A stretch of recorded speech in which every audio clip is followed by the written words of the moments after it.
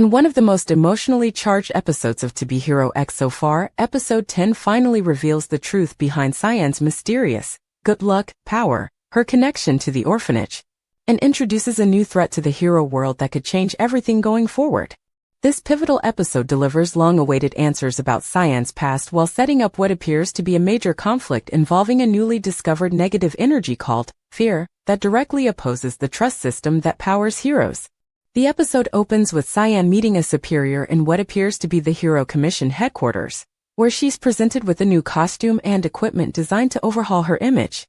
Most notably, she receives a technologically enhanced guitar that doubles as a weapon, amplifying her abilities in battle.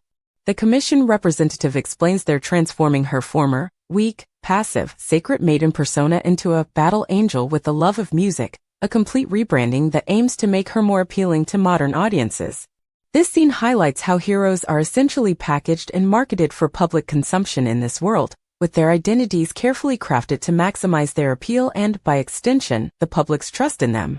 Cyan appears confused and uncomfortable with this transformation, especially when told she must never speak of her past to anyone because in this world, words have power. This cryptic warning establishes one of the episode's core themes. The truth about our identities can be both dangerous and liberating, depending on how it's received. Following a successful hero mission, Cyan asks her driver to make an unscheduled stop, which turns out to be at an orphanage, clearly a place of significance from her past that she's been avoiding.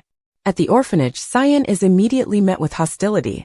The caretaker accuses her of causing the orphanage's decline, saying, "Ever since you left, people stopped coming.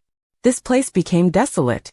When Cyan offers to help financially, perhaps through a fundraising concert, her gesture is rejected as crocodile tears. The conversation reveals that Cyan is looking for someone named Luo, who is apparently no longer at the orphanage.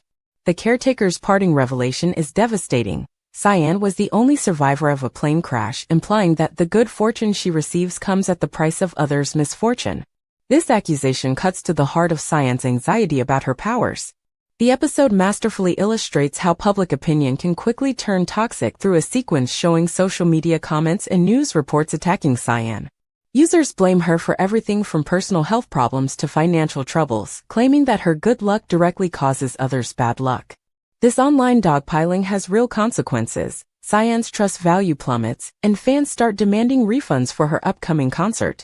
The commentary represents a sharp critique of cancel culture and how quickly the public can turn on celebrities based on rumors and incomplete information. Cyan decides to confront the controversy head-on by holding a press conference to tell the truth about her background, but her manager warns this approach won't work. When Cyan argues that people are misrepresenting her intentions, the manager retorts with a cutting observation, "Who cares about your intentions? Truth is the basis for people's judgment, but what's right and wrong is subjective."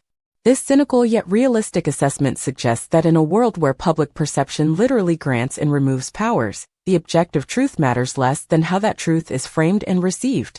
A key turning point comes when Cyan learns there's a recording from the plane crash at the orphanage.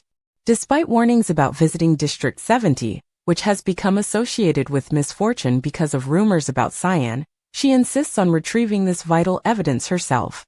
Upon arriving, she discovers the residents of District 70 infected with strange black substances, turning them aggressive and zombie-like. This physical manifestation of negative emotions marks the first appearance of fear as a tangible force in the series. Cyan battles through the infected people, making her way to the orphanage where she confronts Luo, a childhood friend who now blames her for his parents' deaths and the orphanage's decline. Their emotionally charged confrontation is intercut with flashbacks showing their former closeness, making their current enmity all the more tragic. Luo attacks Cyan, claiming her good fortune has been stealing luck from others. During their battle, Cyan manages to retrieve the crucial audio recording from the crashed plane. This recording provides the episode's most powerful emotional moment.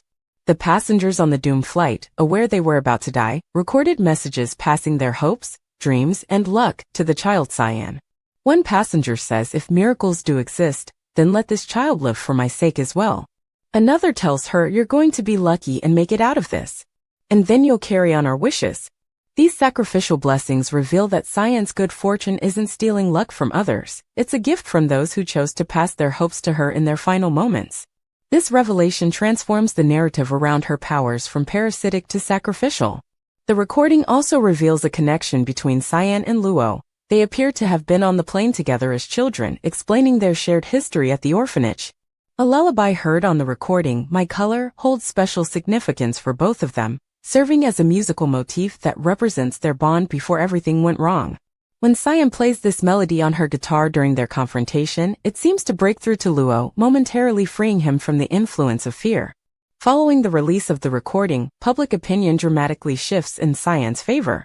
News reports announced that Lucky Cyan's good luck came from the wishes of all the victims of the crash, and her positivity has now earned everyone's praise. Her trust value skyrockets, driving her to rank 7 among heroes in a short time. The orphanage reopens, no longer associated with misfortune. This rapid rehabilitation of her image demonstrates how quickly public opinion can change when presented with a compelling, emotionally resonant narrative, for better or worse. The episode concludes with an ominous note as the Commission officially recognizes fear as an energy that contradicts trust. This negative force, manifested as the black substance that infected the residents of District 70, represents a new threat to the hero system. The final scene shows 2 mysterious figures discussing fear, suggesting there are multiple factions secretly investigating this phenomenon. One warns we aren't the only ones secretly looking into fear, implying a larger conspiracy that may become central to the show's ongoing plot. What makes episode 10 particularly significant is how it deconstructs the relationship between heroes and public opinion in this universe.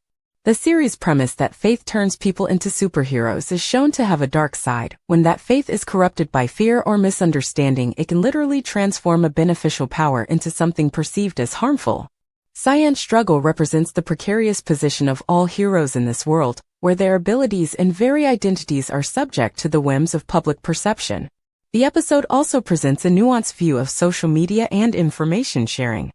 In this world, online comments aren't just mean-spirited, they have tangible, physical consequences, manifesting as the fear energy that can literally transform people. This serves as a powerful metaphor for how online harassment and misinformation campaigns can have real-world impacts on their targets, from mental health crises to career destruction.